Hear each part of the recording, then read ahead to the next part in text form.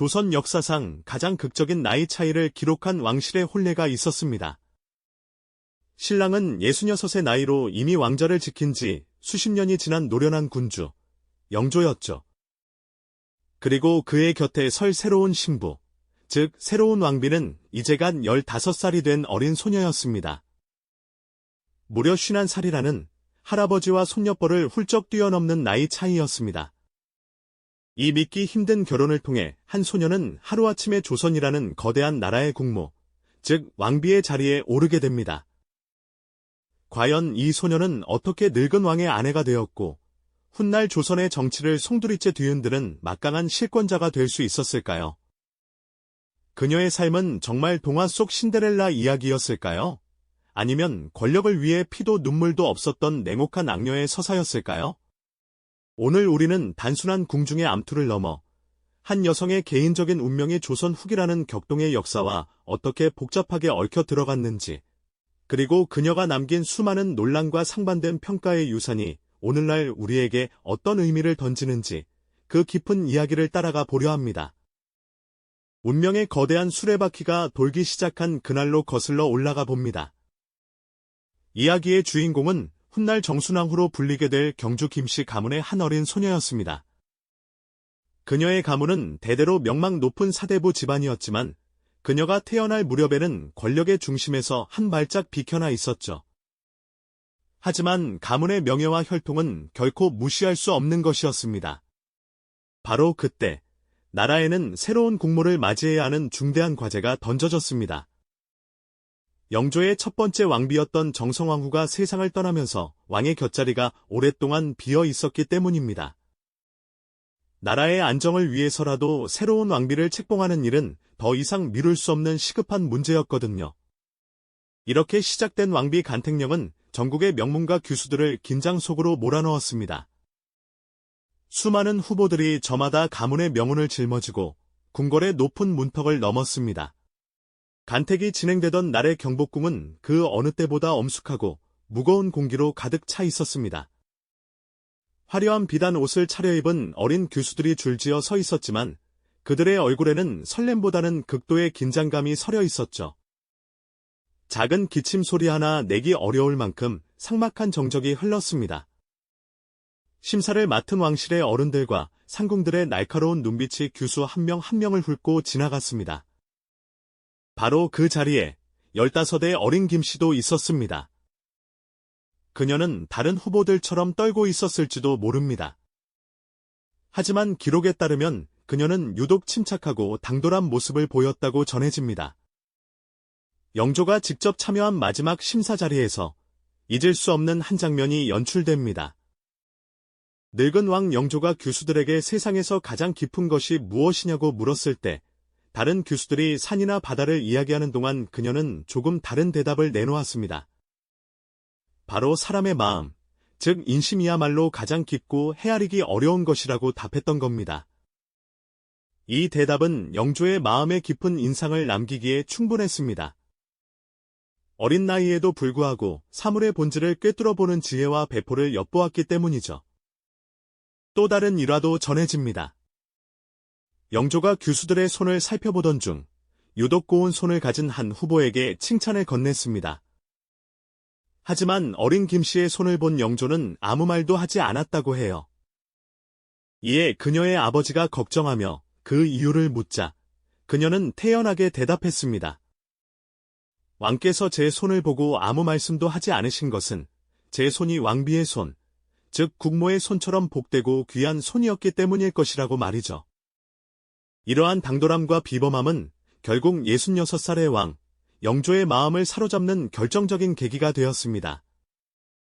그는 단순히 젊고 아름다운 왕비가 아니라 텅 빈 내명부를 이끌고 왕실의 어른 역할을 해낼 수 있는 지혜롭고 강단 있는 인물을 원했던 것일지도 모릅니다. 그렇게 15 소녀 김씨는 수많은 경쟁자들을 물리치고 조선의 새로운 왕비로 최종 낙점됩니다. 한 소녀의 인생이 송두리째 바뀌는 순간이었고 동시에 조선의 역사 또한 새로운 국면으로 접어들고 있었죠. 화려한 대례복을 입고 면류관을 쓴 어린 왕비의 모습은 그 자체로 하나의 거대한 사건이었습니다. 앳된 얼굴과 가녀린 체구는 국모라는 무거운 이름과는 어딘가 어울리지 않는 듯 보였죠. 하지만 그녀는 자신에게 주어진 운명을 결코 피하지 않았습니다. 궁궐에 입성한 첫날부터 그녀는 더 이상 평범한 소녀가 아니었습니다. 수백 명의 상궁과 나인들이 그녀의 손짓 하나, 눈빛 하나에 온 신경을 곤두세웠습니다.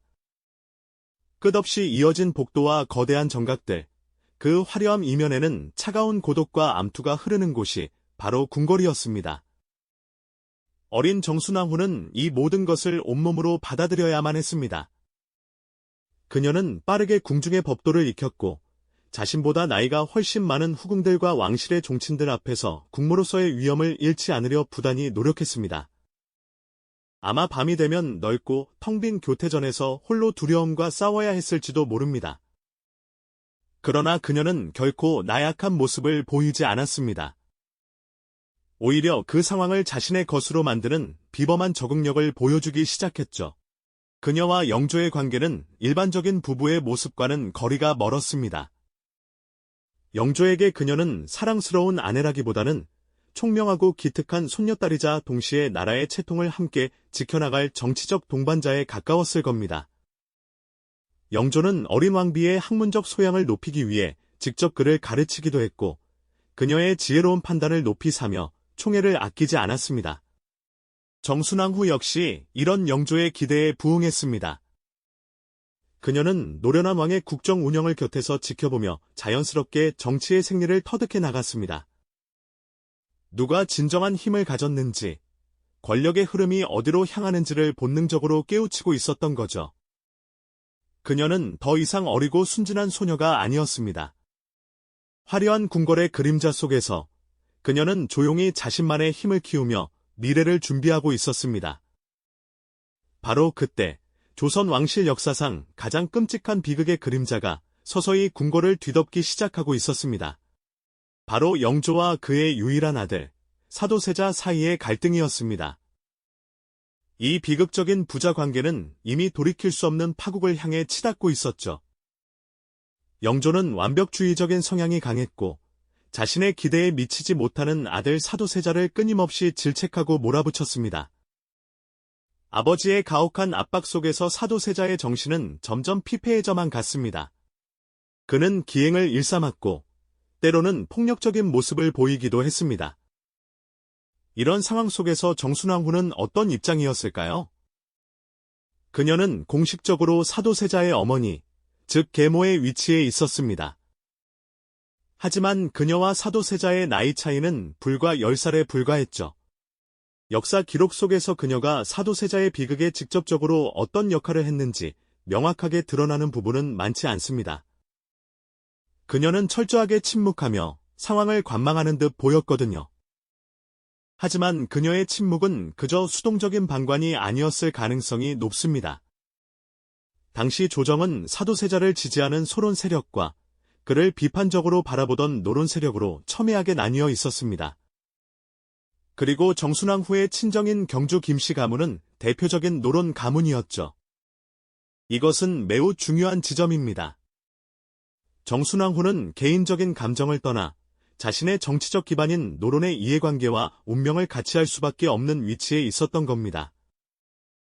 사도세자가 왕이 될 경우 자신과 자신의 가문, 그리고 노론 세력 전체의 입지가 위태로워질 수 있다는 것을 그녀는 누구보다 잘 알고 있었을 겁니다. 따라서 그녀가 영조와 사도세자 사이의 갈등을 더욱 부추겼다는 해석이 나오는 것은 어쩌면 당연한 수순일지도 모릅니다. 상상해 보십시오. 어느 날 밤, 영조가 깊은 시름에 잠겨 정순왕후를 찾습니다.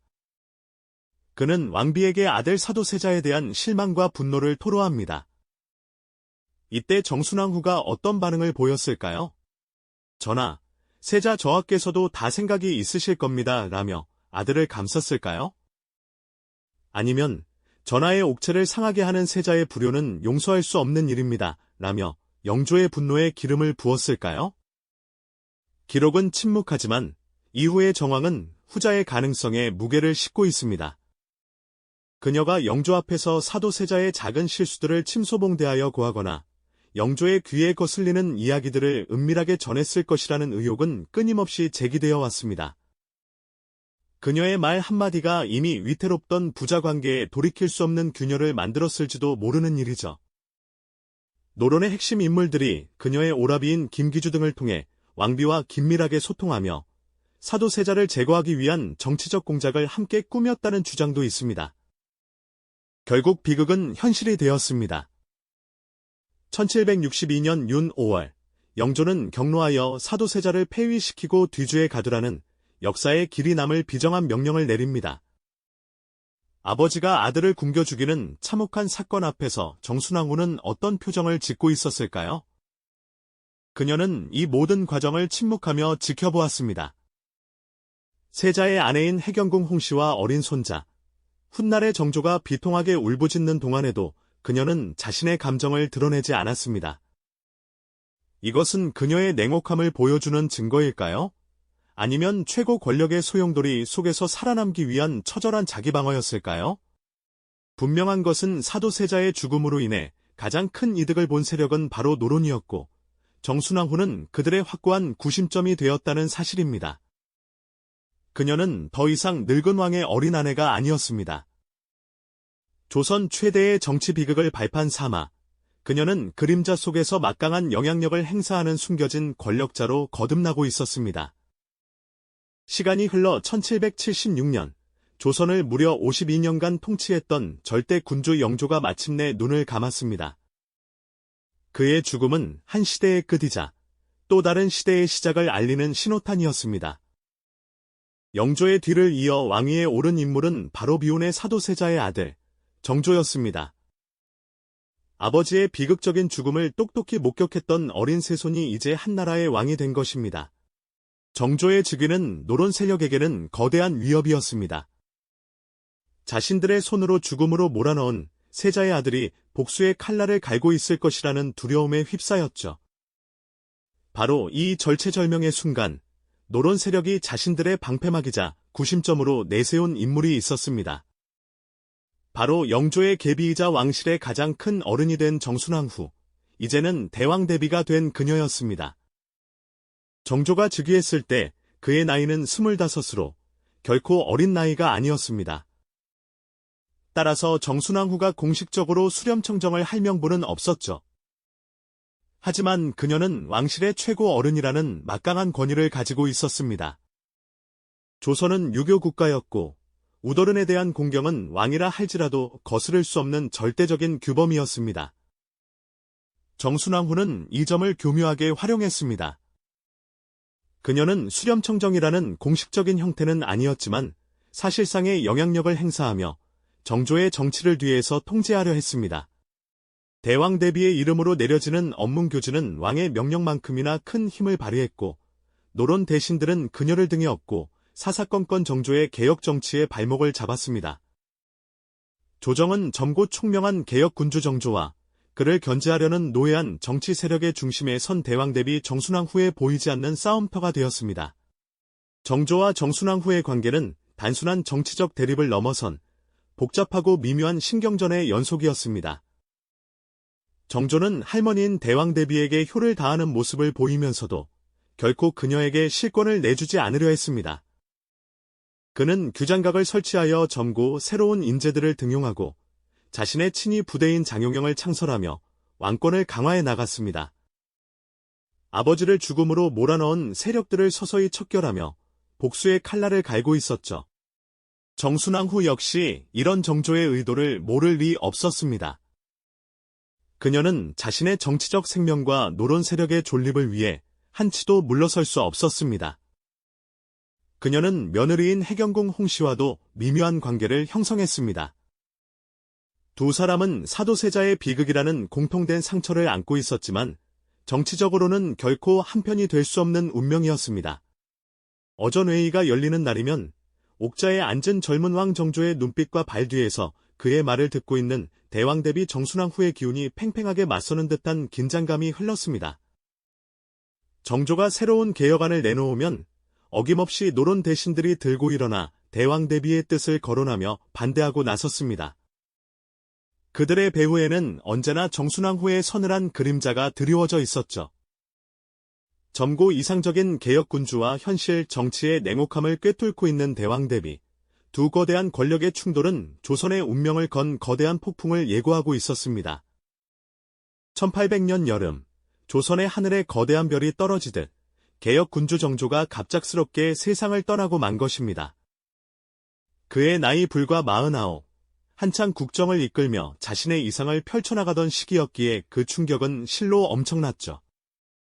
공식적인 사인은 종기 악화였지만 그의 죽음을 둘러싼 의문은 꼬리에 꼬리를 물고 피어올랐습니다. 마치 잘 짜인 각본처럼 정조라는 거대한 방패가 사라지자마자 모든 권력의 흐름이 한 사람에게로 쏠리기 시작했거든요. 정조의 뒤를 이어 11살의 어린 순조가 왕위에 오르자 그녀는 기다렸다는 듯 대왕 대비의 권위로 수렴청정을 선포합니다. 그녀는 슬퍼할 겨를도 없이 혹은 슬픔을 내비칠 필요도 없이 차갑고 신속하게 움직였습니다. 이는 단순한 권력의 이동이 아니었습니다. 정조 시대에 힘을 얻었던 남인과 소론 세력에게는 사형 선고나 다름없었고 오랫동안 숨죽여왔던 노론 벽파에게는 다시 찾아온 절호의 기회였던 셈이죠. 경희궁 숭정전, 어린 순조가 용상에 앉아 있었지만 그 누구도 어린 왕을 주목하지 않았습니다. 모든 신하의 시선은 용상 뒤에 드리워진 발 뒤, 그곳에 앉아있는 대왕 대비 정순왕후에게로 향해 있었습니다. 그녀의 목소리는 나직했지만 그 안에 담긴 권위는 천둥과도 같았죠. 지난 수십 년간 영조의 아내로, 정조의 할머니로, 왕실의 가장 큰 어른으로 지내며 쌓아온 정치적 경륜과 냉혹한 카리스마가 그 공간을 완벽하게 장악하고 있었습니다. 그녀의 첫 번째 목표는 명확했습니다. 바로 정조가 남긴 모든 흔적을 지우는 것이었죠. 정조가 심혈을 기울여 설치했던 개혁기구인 장용영은 해체되었고 그의 오른팔과도 같았던 핵심 측근들은 줄줄이 숙청의 칼날을 맞았습니다. 옥사는 연일 피비린내로 가득 찼고 정조의 개혁을 지지했던 수많은 인재가 귀향을 가거나 목숨을 잃었습니다. 한 시대가 저물고 완전히 새로운, 아니 과거로 회귀하는 시대가 열리는 순간이었습니다. 정순왕후의 권력 장악은 여기서 그치지 않았습니다. 그녀는 정조 시대에 관대하게 받아들여졌던 서학, 즉 천주교에 대해 칼을 빼어 듭니다. 이것은 단순한 종교 탄압이 아니었어요. 그녀에게 천주교는 조상의 제사를 거부하고 평등을 주장하는 조선의 유교적 질서 근간을 뒤흔드는 위험천만한 사상이었습니다. 더 중요한 것은 천주교 신자들 중에 정조의 개혁을 지지했던 남인 세력의 인물들이 대거 포함되어 있었다는 사실이죠. 이진창, 정약종, 이가완 같은 핵심 인물들이 모두 천주교와 깊이 연관되어 있었거든요. 정순왕후에게 이것은 정적을 제거하고 자신의 권력 기반인 노론 벽파의 입지를 공고히 할 수 있는 더할 나위 없이 좋은 명분이었습니다. 그녀는 자신의 정치적 목적을 달성하기 위해 종교를 기꺼이 도구로 사용한 것입니다. 차가운 겨울바람이 궁궐을 휩쓸던 1801년, 마침내 그녀의 이름으로 조선 역사상 가장 참혹한 종교박해로 기록될 신유박해의 서막이 올랐습니다. 그녀의 어명은 단호하고 거침이 없었습니다. 사악한 서학의 무리를 뿌리 뽑아 나라의 근본을 바로 세우라. 이 한마디에 의금부와 포도청의 나졸들이 한양 도성 곳곳을 샅샅이 뒤지기 시작했습니다. 한밤중 평화롭던 양반가의 대문이 거칠게 부서지고 선비들은 읽던 책을 덮을 새도 없이 쇠사슬에 묶여 끌려나갔습니다. 배교를 거부하는 신자들은 인간이 견디기 힘든 끔찍한 고문을 당해야 했죠. 뜨겁게 달군 쇠로 몸을 지지고 온몸의 뼈가 으스러지는 형벌 속에서도 그들은 자신의 믿음을 버리지 않았습니다. 정순왕후는 이러한 보고를 받으면서도 눈 하나 깜빡하지 않았다고 전해집니다. 그녀에게 그들은 신념을 지키는 순교자가 아니라 나라의 기강을 무너뜨리는 역적에 불과했으니까요. 이 참혹한 박해의 광풍 속에서 정약용의 형인 정약종과 이승훈 등 300여 명의 천주교 신자들이 목숨을 잃었고 수많은 이들이 머나먼 유배지로 쫓겨나 가족과 특히 이 사건은 정조가 그토록 아꼈던 천재학자, 다산 정약용의 가문을 풍비박산냈습니다. 그의 셋째 형 정약종은 순교했고 둘째 형 정약정과 정약용 본인은 머나먼 흑산도와 강진으로 각각 유배를 떠나야 했습니다. 한때 정조의 총애를 받으며 조선의 미래를 설계하던 위대한 학자는 한순간에 모든 것을 잃고 죄인의 몸으로 머나먼 귀한 길에 오른 것이죠. 정순왕 후의 칼날은 단순히 반대파의 목숨만을 앗아간 것이 아니었습니다. 그것은 정조가 꿈꿨던 새로운 시대의 가능성, 그 자체를 베어버린 것이나 마찬가지였습니다.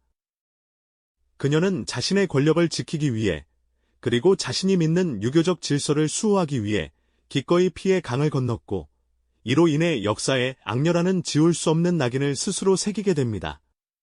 그녀의 통치 아래 조선은 다시 깊은 침체와 혼란의 늪으로 빠져들기 시작했고, 정조가 애써 쌓아 올린 개혁의 탑은 모래성처럼 허무하게 무너져 내렸습니다. 그렇다면 우리는 정순왕후를 그저 권력욕에 사로잡힌 잔혹한 악녀로만 평가해야 할까요? 역사는 그렇게 단순하지 않습니다. 그녀의 입장에서 다시 한번 이 상황을 바라볼 필요가 있죠. 그녀가 궁에 들어온 것은 불과 15살 때였습니다.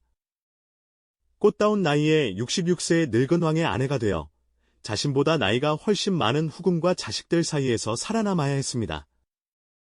하루아침에 국모의 자리에 올랐지만 그녀의 주변은 온통 자신을 이용하려는 정치 세력과 보이지 않는 위협으로 가득 차 있었죠. 그녀는 웃음 뒤에 칼을 숨기는 법을, 침묵으로 상대를 제압하는 법을 혹독한 궁중 생활 속에서 스스로 터득해야만 했습니다. 그녀가 의지할 것은 오직 자신의 가문인 경주 김씨와 그들을 지지하는 노론 세력뿐이었습니다. 그녀의 눈에 정조의 개혁 정치는 기존의 질서를 무너뜨리고 자신의 정치적 기반을 위협하는 위험한 도박처럼 보였을지도 모릅니다. 또한 제사와 신주를 거부하는 천주교는 수백 년간 이어져 온 조선의 근본을 뒤흔드는 도저히 용납할 수 없는 사상으로 비쳤을 겁니다.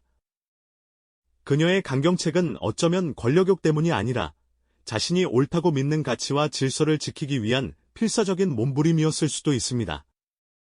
물론 그 방식이 매우 잔혹하고 독선적이었다는 비판은 피할 수 없지만 그녀를 절대적인 악으로 규정하기 전에 그녀가 처했던 시대적 한계와 정치적 상황을 함께 고려해 보아야 한다는 목소리도 있습니다. 그녀는 한평생을 권력의 정점에서 고독하게 살아야 했던 비운의 여인이었을지도 모릅니다. 화려한 대레복 아래 감춰진 그녀의 진짜 얼굴은 과연 어떤 모습이었을까요?